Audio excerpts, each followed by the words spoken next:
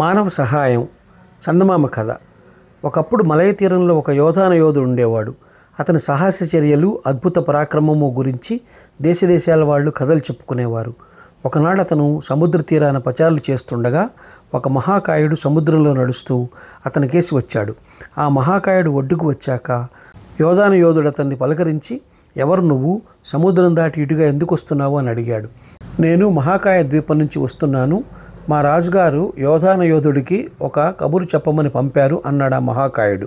ప్రస్తుతం ఆ యోధుడు అడవికి వేటకు పోయి ఉన్నాడు. అతనితో ఏం చెప్పాలో చెబితే రాగానే చెబుతాను అన్నాడు యోధుడు. మహారాణి గారు ప్రసవించబోతున్నది. లోగడ ఆమె 2 మగపిల్లలను కన్నది. పురిట్లోనే ఆ 2 పిల్లలను ఎవరో దొంగలెత్తుకుపోయారు. ఈసారి పుట్టబోయే బిడ్డను కాపాడడానికి యోధుడు రావాలని మా రాజుగారి కోరిక. వెనుక బిడ్డలు పుట్టినప్పుడు రాజుగారి కోట లోపల వెలుపల కూడా బలమైన రక్షణలు ఏర్పాటు చేశారు. అయినా దొంగలు రానే వచ్చారు. పిల్లలను ఎత్తుకుపోయారు. వాళ్ళెవరో ఎటుగా వచ్చారో పిల్లలు ఏమయ్యారో కొంచెం కూడా తేలిరాలేదు అన్నాడు మహాకాయుడు. సరే, యోధుడు తిరిగి వచ్చాక ఈ సమాచారం అతనితో చెబుతాను అన్నాడు యోధుడు. మహాకాయుడు అతని వద్ద సెలవు పుచ్చుకొని సముద్రంలోకి వెళ్ళిపోయాడు. మర్నాడు ఉదయం యోధుడు అదే ప్రాంతంలో పచారులు చేస్తూ ఉండగా అతనికి 8 మంది బుడత మనుషులు పరిగెత్తే ఆటలాడుతూ కనిపించారు. అతను వాళ్ళని పలకరించి, ఎవరు మీరు, మీరేం పని చేస్తారు అని అడిగాడు. మేం బుడతలం, తలా ఒక పని చేస్తాం. నా మటుకు నన్ను చట్రాయి అంటారు. నేను చతికిలబడ్డానంటే నన్నెవరూ కదిలించలేరు అన్నాడు బుడతల్లో ఒకడు. ఏది కూర్చో చూస్తాం అన్నాడు యోధుడు. చట్రాయి నేల మీద చతికిలబడ్డాడు. యోధుడు వాడిని కొంచెం కూడా కదిలించలేకపోయాడు. అతను ఆశ్చర్యపడి మిగిలిన వాళ్ళ శక్తులను గురించి కూడా అడిగాడు. ఒకడి పేరు దివ్యకర్ణి. వాడు సముద్రం అవతల మాట్లాడుకున్నా ఆలకించగలడు. మరొకడు దూరస్పర్శి. వాడు సముద్రం అవతల చీమ చుట్టుకుమంటే తెలుసుకోగలడు. 4వ వాడు మహాజ్ఞాని. వాడికి ప్రపంచంలో ఎక్కడ ఏది జరుగుతున్నది తెలుస్తుంది. 5వ వాడు లఘుహస్తి. వాడు కోడి పొదిగే గుడ్డును కోడికే తెలియకుండా కాజేయగలడు. 6వ వాడు ఆరోహకుడు. వాడు ఈగలు పాకలేని నున్నని గోడలు కూడా ఎగబాకగలడు. 7వ వాడు వెలుకాడు. వాడు 100 రెక్కల పురుగులు ఎగురుతుంటే వాటిలో కావాలన్న దాన్ని బాణంతో కొట్టగలడు. 8వ వాడు దారు బ్రహ్మ. వాడి చేతికి ఒక కర్ర ఇస్తే దానితో వాడు చేయలేనిది లేదు.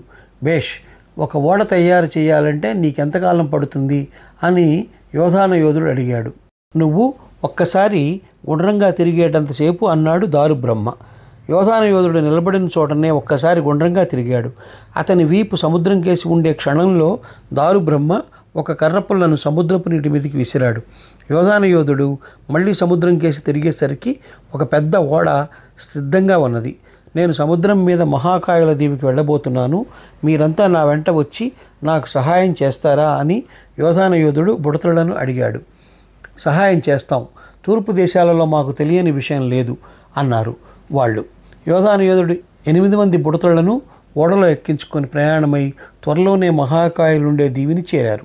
మహాకాయుల రాజు యోధుడు వచ్చినందుకు పరమానందం చెంది అతనికి అతని అనుచరులకు ఘనమైన స్వాగతం ఇచ్చాడు. ఆయన యోధుడితో, మీరు సమయానికి వచ్చారు. ఇవాళే రాణి ప్రసవించింది. ఆమె ప్రసవించిన మొదటి పిల్లలిద్దరూ పుట్టినరోజు రాత్రే మాయమయ్యారు. ఈ పిల్లవాడికి కూడా ఈ రాత్రే ప్రమాదం ఉన్నది అన్నాడు. మీరేమీ భయపడకండి. నేను నా అనుచరులు ఈ రాత్రి మీ బిడ్డను కాపాడుతాం. కాపాడలేని పక్షంలో మీరు నా తల తీసేయించవచ్చు అన్నాడు యోధుడు.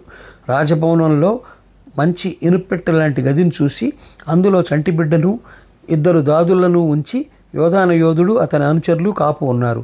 మహాజ్ఞాని యోధుడితో, బిడ్డను కాపాడలేకపోతే నీ తల ఇస్తాననడం పొరపాటయింది. ఈ బిడ్డను ఈ రాత్రి మనం కాపాడలేము. దొంగతనం జరిగి తీరుతుంది అన్నాడు. అలాగా, ఆ బిడ్డను ఎవరు ఎత్తుకుపోతారో చెప్పు అన్నాడు యోధుడు. దొంగ ఈ రాజు చెల్లెలే. ముందు పుట్టిన పిల్లలను కూడా ఆమె ఎత్తుకుపోయింది. ఈ అన్నా చెల్లెళ్ళ మధ్య బద్ధ శత్రుత్వం. చెల్లెలు మంత్రాలు నేర్చినది. అదృశ్య రూపంలో కోట ప్రవేశించి పొగగూడు నుంచి రహస్యంగా గదిలోకి చేయి చాచి బిడ్డలను కాజేసింది అన్నాడు మహాజ్ఞాని.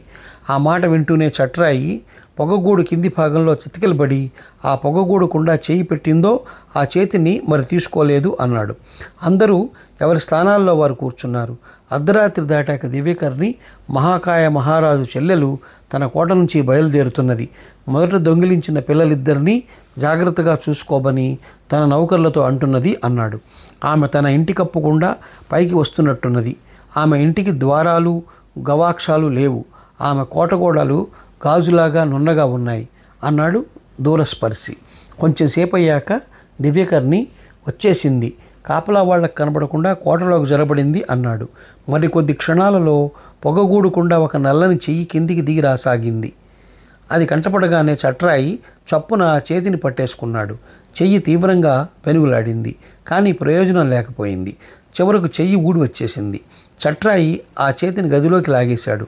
యోధుడు మిగిలిన బుడతళ్ళు దాదులు ఆత్రంగా ఆ చేతి చుట్టూ మూగి ఆశ్చర్యంగా చూడసాగారు.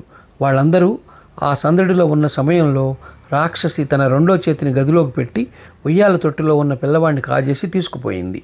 దాదులు తొట్టికేసి తిరుగుతూనే అయ్యో బిడ్డ అన్నారు.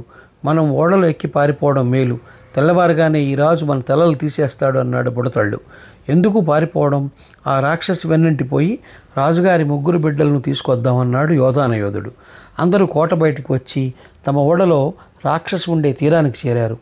ఆరోహకుడు లఘుహస్తిని తన భుజాల మీద ఎక్కించుకొని గబగబా కోటగోడ ఎక్కేసి లఘుహస్తిని కోటలో దించాడు. లఘుహస్తి లోపల నుంచి మహాకాయ మహారాజు కొడుకులను 3 ఆరోహకుడికి వరుసగా అందించాడు. అందరూ ఓడలో మహాకాయుల దీవికి తిరిగి వచ్చారు.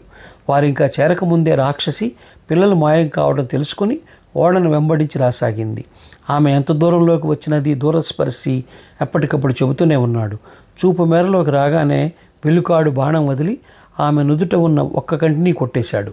ఆ దెబ్బతో ఆ రాక్షసి చచ్చి సముద్రంలో పడిపోయింది. తెల్లవారగానే మహాకాయ మహారాజు పురిటిగదికి పరిగెత్తుకుంటూ వచ్చి తన 3 పిల్లలను చూసి ఆశ్చర్యంతో మూర్ఛపోయినంత పని చేశాడు. ఆయన వారం రోజుల పాటు తన అతిథులకు బ్రహ్మాండమైన విందులు చేసి వారి ఓడ అంతా బహుమానాలతో నింపేసి యోధానయోధుడిని బుడతలను సాగనంపాడు. ఈ కథ నచ్చినట్లయితే షేర్, లైక్, సబ్స్క్రైబ్ చేసి పక్కనున్న గంట ఐకాన్ని కొట్టండి.